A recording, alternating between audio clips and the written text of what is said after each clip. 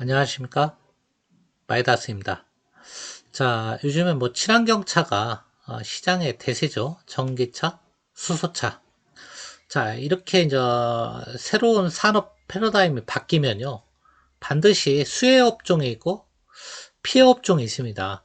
수혜 업종이라고 하면 뭐 우리 다 알고 있죠. 뭐 2차전지 셀, 그 다음에 전해질, 뭐 양극재, 음극재, 뭐 동박업체 이런 업체들이 이제 새로운 수혜주로 떠오르다 보니까 주가가 잘 가는 거고요. 반면에 피해보는 업체들도 생겨나는 거죠.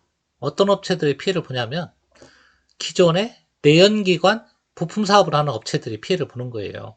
완성차는요, 뭐 피해볼 것도 없어요. 내연기관에 전기차 잘 팔리면 그것도 내내 완성차의 수혜이기 때문에 완성차는 상관이 없는데 왜냐하면 기술력만 가지고 있다 그러면 전기차를 만들 수 있는, 또 전기차는 내연기관보다도 기술력이 더 필요한 건 아니거든요, 사실은. 그렇기 때문에 완성차는 문제가 안 되는데, 자, 부품업체들은 정말 도산의 위기에 처한 것이다. 어제 제가 신문기사를 봤는데요. 친환경차, 전기차 시대가 도래하면,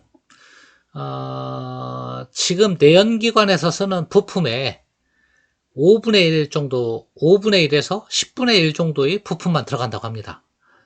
그러면 타격이 예상되는 국내 자동차 부품 기업이 무려 2,800곳이라고 해요.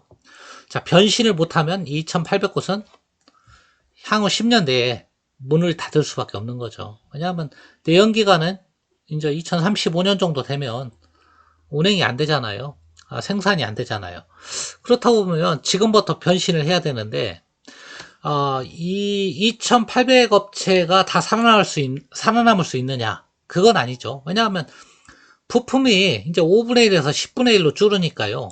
이 업체들도 5분의 1에서 10분의 1로 줄는 거예요. 그러니까 90%는 도태되고 나머지 10%만 친환경차, 전기차의 과실을 따먹을 수 있는 거예요. 그럼 우리가 잘 선별을 했고 잘 찾아야 되겠죠. 어떤 업체들이 전기차, 친환경차로 가도 살아남을 수 있는가, 그런 것을 연구하는 시점이 지금부터 필요하다, 그런 생각이 듭니다. 최근에 완성차 업체들이 잘 가고 있죠. 현대차 한번 볼까요? 현대차 주가 잘 가고 있습니다. 아, 최근에 뭐 거의 5거래일 동안 급등을 했는데요. 물론 뭐 정의선 부회장하고 이재용이 만난다. 뭐 이재용 부회장과 정의선 부회장이 두 번째 만나는 거죠. 그것도 있고, 정부의 그린 뉴딜 정책도 있고, 유럽의 그린 수소 정책도 있고, 다 좋습니다. 하지만 그것 때문에 가는 것보다는 제가 볼 때는 너무 싸서 가는 거예요. 너무 싸잖아요. 다른 것, 제가 엊그저께도 설명을 드렸지만, 언택트주가 체감지수가 4천이라고 그러면 이 컨택트주는 1,400도 안 된다, 그런 얘기를 한 적이 있는데요. 국내 굴지 대기업이 너무 싸기 때문에 잘 가는 거고요. 제가 현대차 하면서 관련 현대차 그룹주 몇 개 말씀드렸는데, 모비스도 얘기하고 현대제철도 얘기했는데, 현대제철도 마찬가지예요. 친환경차에 뒤늦게 뭐 테마에 편승한 것도 있지만, 수소차 관련 뭐를 만든다. 그전에는 몰랐습니까? 다 알았죠. 예전에는 몰랐느냐? 알았죠. 옛날에도. 기관 투자가나 이런 사람들 몰랐겠습니까? 알았지만, 그때는 그런 걸 다 무시하다가, 이제는, 뭐, 수소차 테마에, 현대제철을 은근슬쩍 끼워 넣더라고, 요즘에. 그래서 주가가 잘 가고 있는데요. 자, 그것 때문에 가는 게 아니다, 이런 종목들은. 너무 싸서 잘 가는 거다. 제가 말씀드렸잖아요. 0.1이었죠. PBR이 현대제철. 굴지의 대기업이 0.1이다. 말이 안 되는 수준까지 떨어졌다. 상속 얘기도 했고요. 물론 이렇게 좀 간 것은 얼마 전에 정문구 회장이 뭐 입원했다, 이런 얘기까지 있었거든요. 뭐 이런 것도 무관치는 않다고 봅니다. 그렇다고 보면 임박한 거죠. 증여가 됐든 뭐 나중에 돌아가시면 상속이 됐든 어떤 식으로든 정의선 부회장이 이 지분을 인수해야 될 시점이 온 건 확실하죠. 그러면 예전 잘 나갈 때 반값도 안 되는데요. 이거 10%라고 하면 지금 시가총액 3조니까 3천억 아닙니까? 그러면 뭐 상속세로 60% 된다고 세도 1,800억만 되면 이 자산규모 20조 가까운 이 현대제철을 상속받을 수 있는 거 아니에요. 10% 지분을. 정의선 부회장 입장에서는 지금이 상속받을 적기죠. 자, 지금은 이 얘기를 하려는 게 아니고요. 최근에 이렇게 자동차주들이 가는 것은, 수소차 그린뉴드라고 무관치 않다. 그 얘기를 말씀드리는 거고, 자, 그렇게 갈 때 이 완성차라든가 이런 자동차 강판을 만드는 현대제철, 이런 대기업들은 현대모비스도 마찬가지지만 친환경차로 갈 때 이런 기업들은 도태될 염려가 없지만 아까 말씀드린 자동차 부품업체들 있죠. 그런 회사들은 2,800개 업체가 있다고 그랬지 제가. 이런 업체들 중에서는 살아날 곳이 과연 몇 곳이나 있느냐. 우리가 그런 부분을 잘 지금부터 판단하자. 그런 의미에서 이 말씀을 좀 드리게 된 거고요. 자, 그럼 자동차 부품업체 중에서 살아남을 수 있는 자동차 부품업체가 뭐가 있을까? 글쎄, 저도 장담하기는 어렵습니다. 뭐 첫째는 친환경차에도 계속해서 부품이 필요한 업체, 그런 사업을 영위하는 회사는 살아남을 수 있겠죠. 일례로 아까 현대제철 얘기를 했지만 자동차 강판 같은 경우는 뭐 전기차로 간다고 그래서 자동차 강판이 안 들어가는 건 아니잖아요. 똑같이 차체에 강판이 들어가죠. 이런 거는 친환경 차로 가든 내연기관 차로 가든 강판 납품에는 전혀 문제가 없는 겁니다. 그래서 타격을 입을 일도 없고 오히려 수혜를 보면 수혜를 보는 거죠. 완성차 업체도 마찬가지입니다. 이 현대차가 친환경 차로 간다고 그래서 과거에는 무시당했지만 지금에 와서 생각해보면 완성차가 갑이 될 수도 있다고 그랬잖아요. 오히려 2차전지 셀보다도.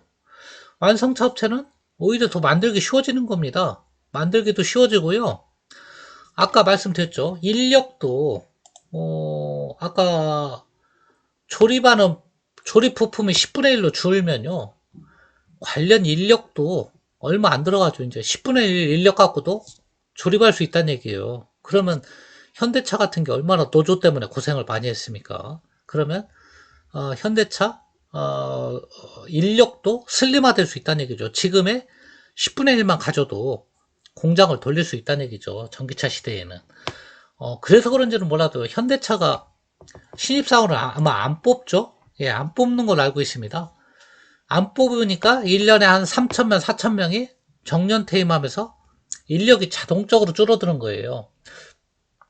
모르긴 몰라도 이게 전기차, 수소차 시대를 대비하는 측면도 있다. 신입사원은 뽑기는 뽑겠죠. 아주 최소한으로 뽑습니다. 최소한으로. 그리고 정년 퇴임해서 몇천 명씩 나가죠. 이렇게 10년 동안 인력 재편을 하지 않으면요. 현대차는 인건비 때문에 안 됩니다. 이제 전기차 시대에 도래하면 조립 부품이 10분의 1로 줄어드는데 지금 인력을 운용한다? 그러면 생산성이 떨어져서 도저히 버틸 수가 없어요. 그래서 지금부터라도 인력을 강제로는 못 줄이니까 줄이는 작업을 해야 된다. 그래서 그런 차원에서 하는 거다. 잘하고 있는 거예요. 완성차 업체들은, 그리고 대기업들은 충분히 그럴 역량이 돼요. 근데 문제는 자동차 부품업들이 문제인데요. 그래서 자동차 부품업 중에서는 여러분들이 지금 연구가 좀 필요하다.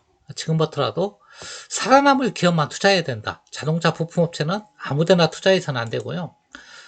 앞으로 생존할 수 있는 그런 업체만 우리가 찾아내야 되는데요.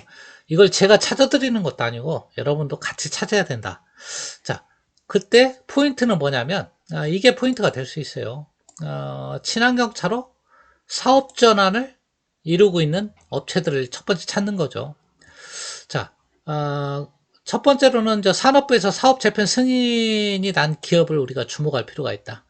어떤 기업들이 있냐고 한번 살펴보면요. 자, 몇 가지 요새 이런 인지 컨트롤 같은데 원래 내연차 냉각 조절 장치를 생산하는 그런 업체인데요. 친환경차 냉각 조절 장치로 신규 사업으로 사업 승인을 받았고요. 덕양산업도 그래서 급등했었죠. 자동차 내장재를 만드는 업체인데 배터리 경량화 이런 기업들이 이제 아직은 성공적으로 변신한 건 아닌데 변신하려고 이제 노력하는 그런 기업이 되겠죠. 비상장 기업들도 있는데요. 일단 상장 기업 위주로 보면 되고요. 상하프론테크도 마찬가지겠죠. 이번에 승인 기업에 이제 포함된 기업들이고요. 자, 이런 기업은 1차적으로 관심을 가져야 될 종목이고요. 그 다음에도, 뭐 몇 가지 제가 예전에 소개했던 종목들도, 자, 뭐 이런 뭐 MS 오토텍이나 이런 쪽도 자동차 프레임 쪽이잖아요. 전기차로 가도 프레임 같은 거는 다 만들 수밖에 없잖아요. 네, 그런 기업들도 한번 유심 있게 보셔도 되고, 얼마 전에 회계에 문제됐던 SL 같은 기업, 이것도 전조동 생산하는 업체인데 테슬라에 납품도 하고요. 자, 이 전기차로 가도 전조동이나 이런 건 필요하잖아요. 그죠? 이런 기업들도 자동차 부품 쪽에서 전기차로 가도 굳이 도태될 염려가 없죠.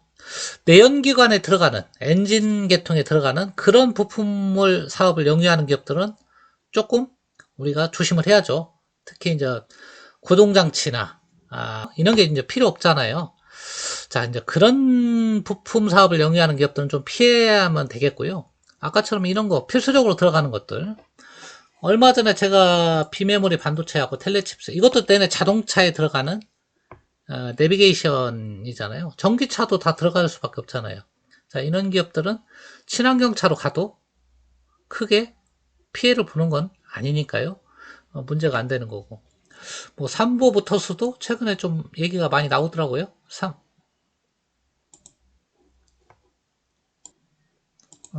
잠시 좀 화면이 조금 매끄럽지 않았는데요. 뭐 이런 삼보모터스, 뭐 이런 기업들도 뭐 친환경차에 좀 변신을 시도하고 있는 기업으로 좀 보이는 것 같아요. 그래서 뭐 올랐겠죠. 기업들 한번 살펴보면 뭐 인지 컨트롤, 오늘 또 좀 많이 올랐네요.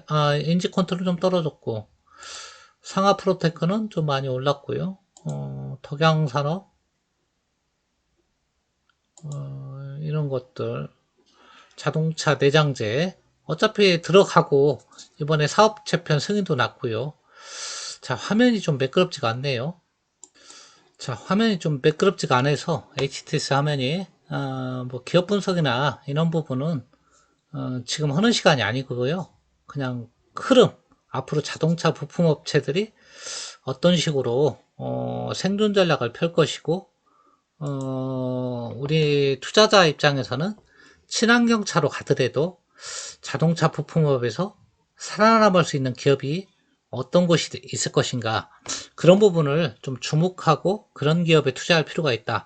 자동차 부품업체들 대체적으로 다 쌉니다. PBR도 싸고 퍼도 낮아요.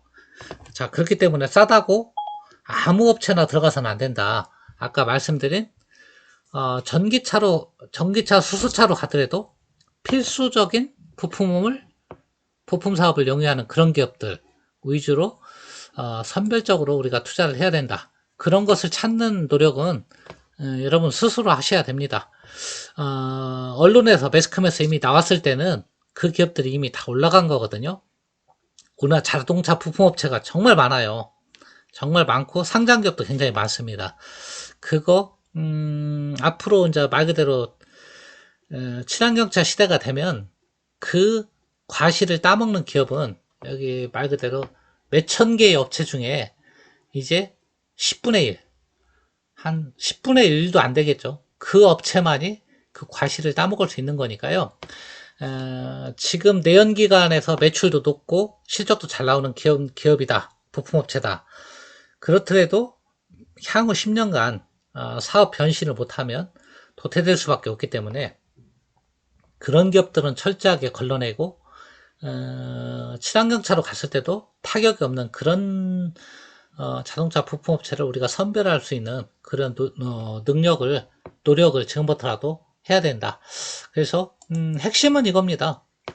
친환경차로 사업 전환을 이루고 있는 기업들, 그런 기업들을 우리가, 그리고 정부가 사업자편 승인을 내준 기업들, 이런 기업 위주로 압축해서 자동차 부품업체를 투자하는 것이 좋지 않겠나, 그런 생각이 듭니다. 자, 오늘은 화면이 좀 매끄럽지 않아서 이만 마칠까 합니다. 그래서 오늘 핵심 주제는요, 위기의 자동차 부품업입니다. 그 중에서 우리가 잘 선별하면 친환경차의 과실을 따먹을 수 있는 기업이 아주 극소수지만 있을 거다. 그 과실은 굉장히 달콤할 것이다. 말씀을 드리고 마칠까 합니다. 끝까지 들어주셔서 대단히 감사합니다.